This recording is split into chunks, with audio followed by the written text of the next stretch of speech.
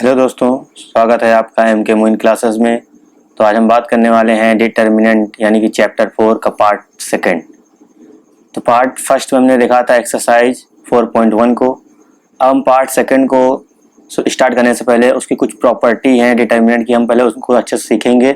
उसके बाद हम एक्सरसाइज 4.2 पे प्रोसीड करेंगे। तो पहली प्रॉपर्टी आपकी लिखी हुई है क्या, the value of the determinant remains unchanged if its row and column are interchanged. यानी कि अब इसकी मीनिंग समझना है आपको। उन्होंने यहाँ बोला क्या कि जब आप कोई आपके पास डिटरमिनेंट होगा, आप उसकी वैल्यू निकालिए, ठीक है, कुछ ना कुछ वैल्यू आएगी। उसके बाद उस डिटरमिनेंट में आप क्या करिए, रो वाले को कॉलम में, कॉलम वाले को रो में भेज दीजिए, ठीक है। उसके बाद आप उसकी वैल्यू निकालिए, यानी कि जो आपने पहली वैल्यू निकाली थी वो वैल्यू और जो आपने चेंज करके निकाली वो वैल्यू, दोनों वैल्यू क्या होंगी, कोई चेंज नहीं होगा। यानी कि यहाँ क्या लिखा, अनचेंज होंगे, यानी कि उनमें कोई चेंज नहीं होगा। तो ये चीज आपको यहाँ पे, ये प्रॉपर्टी ये कहती है कि आप डिटरमिनेंट में कुछ भी चेंज करिए, यानी कि रो को कॉलम में, कॉलम को रो में, जब दोनों वैल्यू निकालेंगे तो कोई दिक्कत नहीं होगी, यानी कि जो भी वैल्यू आएगी प्रॉपर वो एक ही वैल्यू होगी। तो हम इसको समझते हैं क्या, एक एग्जांपल लेके समझते हैं प्रॉपर, तो और अच्छे समझ में आएगा। चलिए देखते हैं इसका एग्जांपल। तो हमने यहाँ पे एक एग्जांपल लिया है, यानी कि इस प्रॉपर्टी को हमको प्रूव करना है कि ये प्रॉपर्टी प्रॉपर सही बता रही है कि या नहीं बता रही है ना। तो यहाँ पे क्या बोला गया था, फिर से मैं रिपीट कर रहा हूँ, the value of determinant remains unchanged कब होगी, if its row and columns are interchange. यानी कि जब रो और कॉलम को जब हम इंटरचेंज करेंगे तो मतलब डिटरमिनेंट की वैल्यू में कोई फर्क नहीं पड़ेगा, यानी कि वो अनचेंज रहेगी। उम्मीद करके समझ में आएगी। अब इसको हम प्रूव करते हैं, यानी कि पहले हम नॉर्मली डिटरमिनेंट की वैल्यू निकालेंगे। कैसे निकालते हैं हमको पता है, यहाँ पे क्या होगा, यहाँ सर प्लस, यहाँ माइनस, यहाँ प्लस।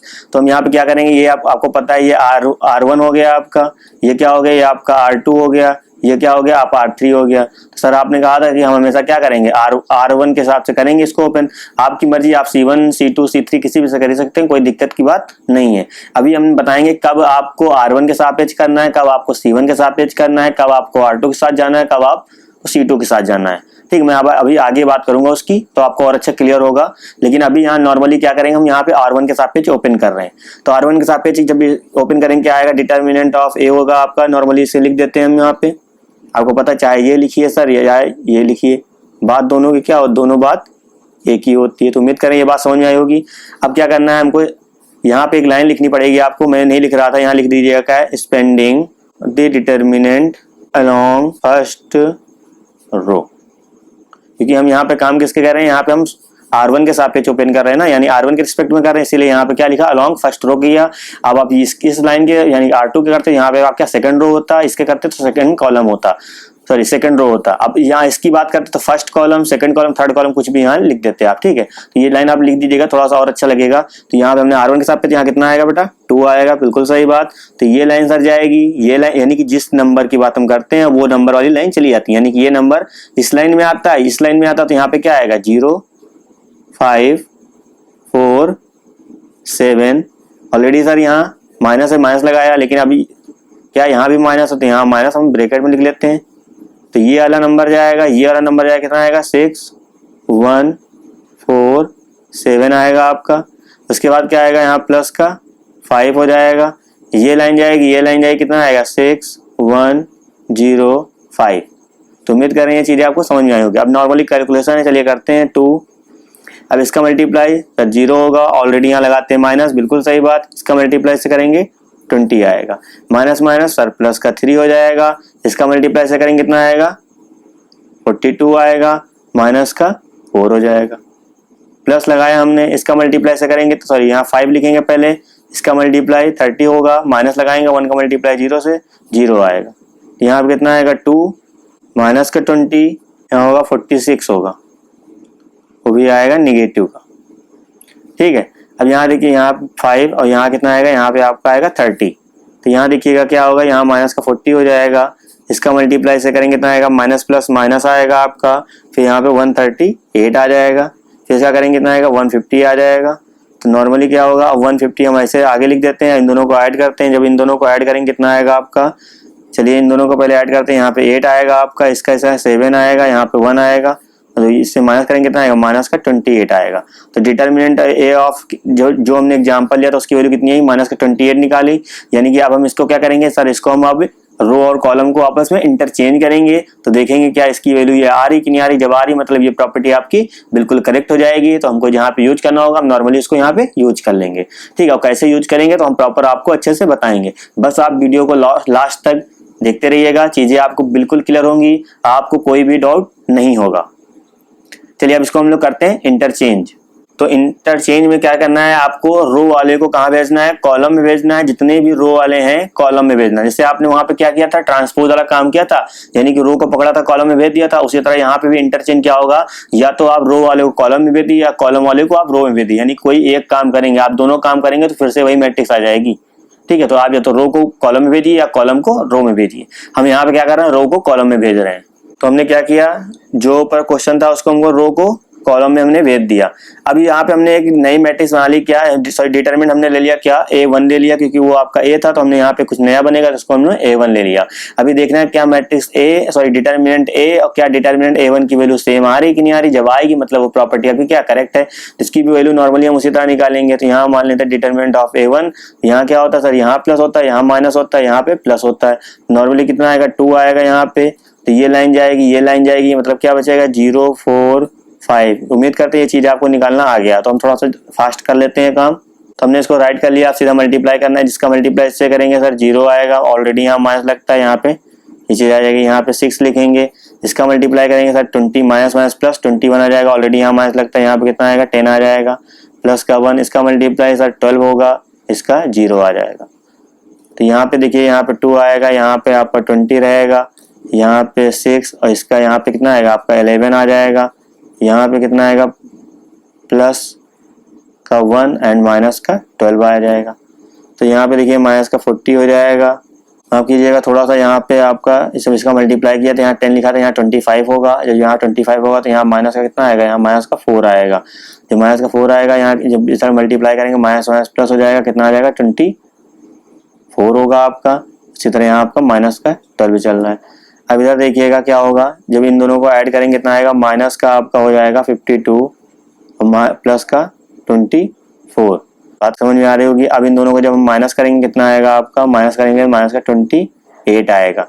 तो उम्मीद करें चीजें आपको बिल्कुल समझ में आ रही है, क्योंकि माइनस का 28 देखो यहाँ भी आया है, और आपने डिटरमिनेंट ऑफ A की वैल्यू निकाली थी, वो भी क्या आया, वो भी आपका माइनस का 28 आया है। दोनों क्या है, दोनों आपके इक्वल है। यानी कि जब हमने रो और कॉलम को इंटरचेंज किया तब भी वही वैल्यू आ रही है डिटरमिनेंट की, जो हमने पहले निकाला था वही तब भी वैल्यू आ रही है। तो वीडियो थोड़ा सा आपका लेंदी हो जाएगा, लेकिन चीजें आपको बिल्कुल क्लियर हो जाएंगी। आपको दोबारा किसी और का वीडियो कोई देखने की जरूरत नहीं पड़ेगी, बस लास्ट तक बने रहिएगा। ये इसलिए बताया जा रहा है क्योंकि आप आगे जब हम 4.2 आपको बताएंगे तो सारी चीजें वहां A to Z आपकी यहाँ से क्लियर हो जाएंगे। वहां बस हम नाम लेंगे, आप कहेंगे सर हाँ बिल्कुल सही बात, यही प्रॉपर्टी यहाँ पे यूज होगी। चलिए अब देखते हैं हम लोग इसकी सेकेंड प्रॉपर्टी। तो सेकेंड प्रॉपर्टी आपकी क्या कह रही है, बोला गया इफ एनी 2 रोज, यहाँ पे 2 रोज की बात हो रही है, या 2 कॉलम, यानी कि चाहे आप 2 रो को चेंज करिए चाहे आप कॉलम को, बोला गया इफ एनी 2 रोज या 2 column of a determinant are interchange, यानी कि किसी डिटरमिनेंट का आप या 2 रोज आपस में चेंज करिए या आप 2 कॉलम चेंज करिए। जब चेंज करेंगे दिस साइन ऑफ डिटरमिनेंट क्या हो जाएगा, चेंज हो जाएगा। यानी कि जब पहले नॉर्मल आप डिटरमिनेंट की वैल्यू निकालेंगे, देन उसके बाद जब आप 2 रोज और 2 कॉलम को आप चेंज कर देंगे, उसके बाद जो पहली वैल्यू आएगी उसमें हमेशा माइनस का डिफरेंस होगा। ठीक है, चलिए इसको हम लोग समझते हैं कि एग्जाम्पल के थ्रू। तो आपका एग्जांपल हमने जो लिया था, यानी कि जो प्रॉपर्टी फर्स्ट का एग्जांपल लिया था वही हमने यहाँ पे लिया। तो हमने जब इसकी वैल्यू डिटरमिनेंट ऑफ A की वैल्यू निकाली तो कितनी निकली थी, वापस आप पेज पे ले, यानी कि माइनस का 28 निकला था। ठीक है, यानी कि यही हमने निकाला था। अब हम क्या करेंगे, अब हम इसमें एक इंटरचेंज करके एक मैट्रिक्स डिटरमिनेंट बनाएंगे प्रॉपर, क्या जिसमें इंटरचेंज करेंगे। अब इंटरचेंज करने जैसे हमने इंटरचेंज कर हम क्या बना, A1 बन गया। अब इंटरचेंज किसको करेंगे, हम किसी रो को, यानी कि 2 रो को आपस में आप ना चेंज करेंगे। यानी 2 रो का मतलब क्या है, जैसे ये आपका R1 हो गया, ये जैसे आपका R2 हो गया, तो हम R1 को R2 की जगह और R2 को R1 की जगह शिफ्ट कर देंगे। यही आपका इंटरचेंज होगा, क्योंकि इसमें रो कॉलम का नहीं करना है, इसमें आपका 2 रोज को आपस में करना है। ये आप इन 2 कॉलम को आप पकड़िए, इनमें से 3 में से जो भी 2 आपको चेंज करना है। ठीक है, तो यहाँ पे रो में होगा या कॉलम में होगा। तो हम क्या करेंगे, R2 को हम लोग ऊपर भेज देते रहे और R1 को हम लोग नीचे यहाँ भेज दे रहे हैं R2 की जगह। तो यहाँ पे जब ये 6 0 4 यहाँ हो जाएगा, 2 -3 5 यहाँ हो जाएगा, 1 5 -7 हो जाएगा। ठीक है, तो ये हमने चेंज कर दिया। अब इंटरचेंज करने पे यानी कि ये माइनस साइन वाला क्योंकि यहाँ पे -28 आया था, इसका मतलब इसको सॉल्व करेंगे कितना आएगा, +28 आना चाहिए, तभी तुम साइन का डिफरेंस होगा आपका। ठीक है, तो ये चीज़ आपको समझनी है। चलिए अब हम इसको निकालते हैं। तो यहाँ क्या करेंगे, यहाँ हम लिखेंगे A1 डिटरमिनेंट निकालना है। अभी हमने क्या करेंगे, हम R1 के अलॉन्ग हम इसको एक्सपेंड करेंगे। ठीक है, तो आप यहाँ पे लिख लीजिएगा क्या, expanding the determinant along first row. ठीक है, तो यहाँ पे 6 आएगा आपका। जब यहाँ 6 आएगा, ये लाइन जाएगी, ये लाइन जाएगी, कितना आएगा, -3 5 5 -7 आएगा। यहाँ पे आएगा 0, क्योंकि यहाँ सर प्लस, यहाँ माइनस, यहाँ प्लस, ये थोड़ा सा आपको माइंड में रखना है। ये जाएगा, कितना बचेगा यहाँ पे 2 1 5 -7 आएगा। लास्ट में यहाँ 4 आएगा और ये लाइन जाएगी, कितना आएगा 2 1 -3 एंड 5। तो इतनी उम्मीद करें बात समझ में आई होगी। अब नॉर्मली क्या करना है, कैलकुलेशन, यहाँ 6 यहाँ रखा हमने, इसका मल्टीप्लाई से 21 -25 हो जाएगा, 0 आएगा यहाँ पे। ऐसा करेंगे 14 -5 यानी कि माइनस का ये भी रहेगा, क्योंकि क्यों -7 और +2 माइनस का अपना रहेगा। प्लस यहाँ पे हमने किया, यहाँ कितना आएगा 10 हो जाएगा, 5 2 जा 10, माइनस ऑलरेडी यहाँ लगता है, यहाँ माइनस प्लस हो जाएगा, 3 आ जाएगा आपका। तो यहाँ पे देखिएगा 6 हमने ऐसे रखा है, यहाँ पे माइनस का 4 आ जाएगा आपका, ऑलरेडी यहाँ पे 0 होगा आपका, प्लस यहाँ पे 13 हो जाएगा, 13 × 4 कितना हो जाएगा 52 हो जाएगा। तो यहाँ आएगा -24, यहाँ आएगा प्लस का 52। अब आप माइनस करेंगे कितना आएगा 28 आएगा, क्योंकि यहाँ पॉजिटिव, आप लार्ज नंबर क्या पॉजिटिव, इसलिए यहाँ पे क्या आएगा।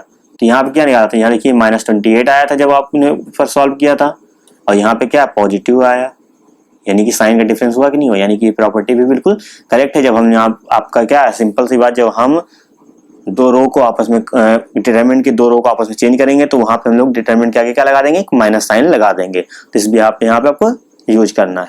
चलिए अब देखते हैं इसकी थर्ड प्रॉपर्टी। तो प्रॉपर्टी थर्ड क्या है, लिखा हुआ इफ एनी 2 रोज और columns of a determinants are identical. अब आइडेंटिकल का मतलब क्या लिखा है, यहाँ पे लिखा all corresponding element are same. Identical मतलब जो भी 2 रो में, यानी first row and second row या थर्ड रो में कम से कम 2 रोज आपकी क्या होनी चाहिए, जब आइडेंटिकल हो जाएंगी यानी कि उनके सब एलिमेंट क्या हो, सेम होंगे, या 2 कॉलम यानी C1 C2 या C3 में से किन्हीं 2 कॉलम में कोई आपकी क्या कॉलम जब आइडेंटिकल हो जाएंगे तो उस डिटरमिनेंट की वैल्यू क्या हो जाएगी आपकी 0 हो जाएगी। तो यह बात समझ में नहीं आएगी। चलिए अब एग्जांपल देखते हैं, उसको समझते हैं। आपको हमने एग्जांपल लिया है, ये आपका डिटरमिनेंट। अब देखो ये भी आपका सिंबल होता है डिटरमिनेंट को रिप्रेजेंट करने का। ठीक है, तो हम इसलिए नए सिंबल ले रहे हैं कि आपको चीजें पता चल पाए। अब देखिए यानी कि अब इसमें क्या पता, हमको पता लगाना है कि इसमें क्या 2 रोज आपकी आइडेंटिकल है या नहीं है। तो आप R1 देखिए, ये R1 हो गया, ये आपका R2 हो गया, ये आप क्या हो गया, ये आपका R3 हो गया। तो R1 क्या है 3 2 3, R2 में क्या है 3 2, यहाँ तो ये तो बिल्कुल अलग है क्योंकि यहाँ पे 3 होता है जैसे अभी, तो यहाँ पे देखो 3 था तो यहाँ भी 3 होता, यहाँ 2 था यहाँ 2 होता, यहाँ 3 था, तो आपका क्या आइडेंटिकल हो जाता। लेकिन ये चीज क्या है, ये गड़बड़ कर रहा था, मतलब ये आइडेंटिकल R1 R2 तो हुए नहीं। लेकिन चलिए R3 देख लेते हैं। लेकिन R3 में देखो जो R1 है वही क्या है R3 भी है, यानी कि 3 2 3 है, 3 2 3, यानी कि R1 किसके इक्वल है, आपका R1 जो है वो इक्वल है किसके, आपका R3 के इक्वल है। इसका मतलब यहाँ हम कह सकते हैं क्या R1 R3 के क्या आइडेंटिकल है। जब R1 और R3 आपके आइडेंटिकल हो गए, क्या हो गया, इसकी वैल्यू आपकी क्या आएगी 0 होगी, यानी कि नॉर्मली 0 लिख देंगे। अब सर ये डायरेक्ट कैसे कर सकते हैं, बिल्कुल सिंपल सी बात है, आप इसको सॉल्व करिए। कैसे, हमने अभी इसे सॉल्व किया था प्लस माइनस प्लस करके, नॉर्मली तब भी आपकी वैल्यू क्या आएगी 0 आएगी। तो जब हमको पता है प्रॉपर्टी, जब हमको पता होगी कि जब 2 रोज या 2 कॉलम आपके आइडेंटिकल होते हैं तो वैल्यू क्या आती है 0 हो जाती है। यानी कि 2 रोज 2 कॉलम आपकी जब इक्वल होते हैं, यानी कि सेम नंबर वाले नंबर लिखे होते हैं, तो वैल्यू क्या होती है 0 हो जाती है। तो हम लोग डायरेक्ट यहाँ पे यूज करेंगे। तो प्रॉपर्टी बहुत इंपॉर्टेंट है, इससे आपके क्वेश्चन बनते हैं, यानी कि ये क्वेश्चन आएगा, क्वेश्चन के अंदर ये इंक्लूड होती है, तो आपको यहाँ पे चीजें लगानी पड़ती है ना। तो इसको आप थोड़ा सा अच्छे से माइंड में रखिएगा। एक माइनस वाली जो भी बताई गई तो उसको माइंड में रखिएगा अच्छे से। ये प्रॉपर्टी आपकी अच्छी है, इनसे पेपर में बनते हैं, पेपर में क्वेश्चन बनते हैं। चलिए अब देखते हैं हम प्रॉपर्टी नंबर 4। प्रॉपर्टी नंबर 4 आपकी है, लिखा हुआ है क्या, if each element of a row or a column of a determinant is multiplied by a constant K, then its value get multiplied by K. तो इसको हम लोग अच्छे से यूज करेंगे। कैसे, एक एग्जांपल के थ्रू हम लोग इसको अच्छे से यूज करते हैं, चीजें बिल्कुल क्लियर हो जाएंगी।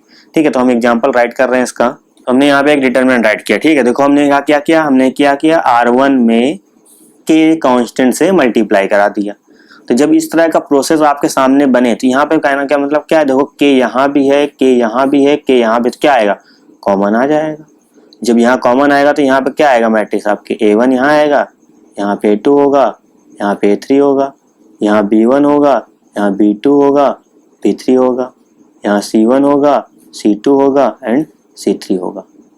तो बस यही चीज़ आपको दिमाग रखनी है कि जब A1 AB यानी कि जब पहली रो में जैसे मान लो यहाँ पे 2 आपका है, 2 यहाँ पे है, 2 यहाँ पे, तो 2 क्या आएगा, कॉमन निकाल सकते हैं। तो इस प्रॉपर्टी का मीनिंग बस सिर्फ इतना ही है, ठीक है। बहुत डीपली जाएंगे तो चीज़ें बिल्कुल हौच पौच हो जाएगा मतलब। तो हम नॉर्मली इसको ऐसे समझ सीखते हैं, बहुत आसानी से समझ में आएगी। अभी जब यूज करेंगे तो आपको बताई जाएगी कहाँ पे कैसे यूज होगी।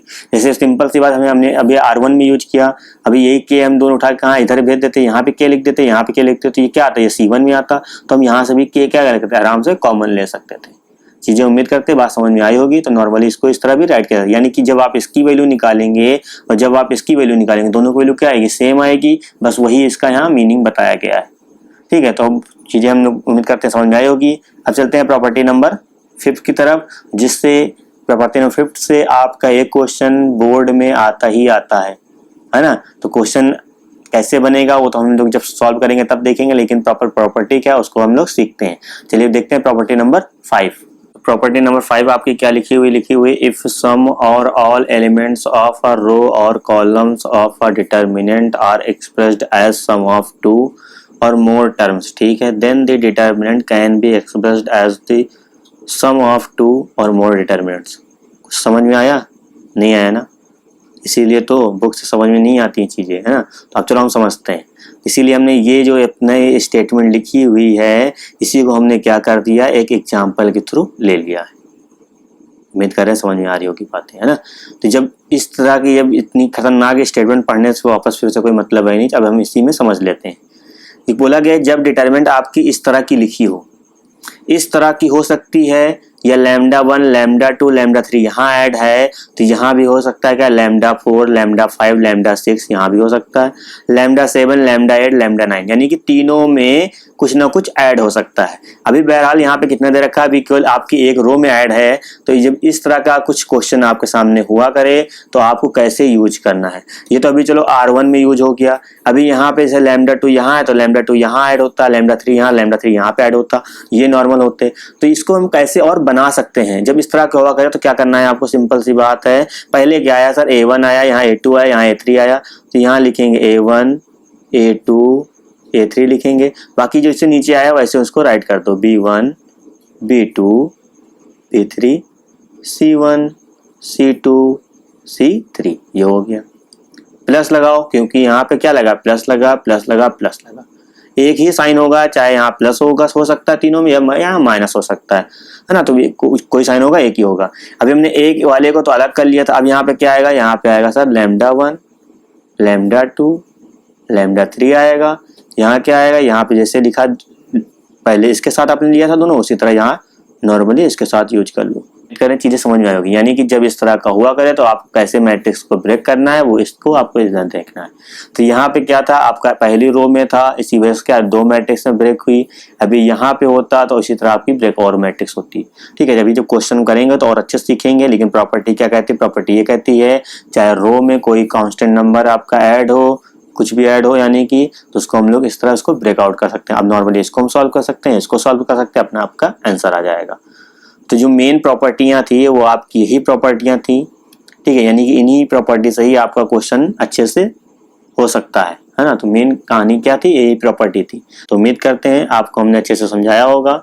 तो चीज़ें नहीं समझ में आई तो कोई दिक्कत की बात नहीं, अब वापस वीडियो को पॉज करके बैक में जाइएगा, चीज़ें फिर से सुनिएगा, चीज़ें बिल्कुल नॉर्मल सी होंगी, समझ में आएगा। बस क्या करिएगा, आप पेन कॉपी अपने साथ में रखिएगा, चीज़ जो मैं बता रहा हूँ उसको आप नोट डाउन करिए, जो मैं यहाँ पे लिखता हूँ उसको नोट डाउन करिए, और जो मैं बोल देता हूँ कि ये चीज़ अच्छी है समझने है तो आपको अच्छे से वो समझ लेना है, क्योंकि कहीं ना कहीं आगे आने वाली चीज़ें हैं उसी में ये यूज होगा, इसी वजह से मुझे यहाँ बोलना पड़ता है बस। तो दोस्तों आज के लिए बस इतना ही, मिलते हैं नेक्स्ट क्लास में।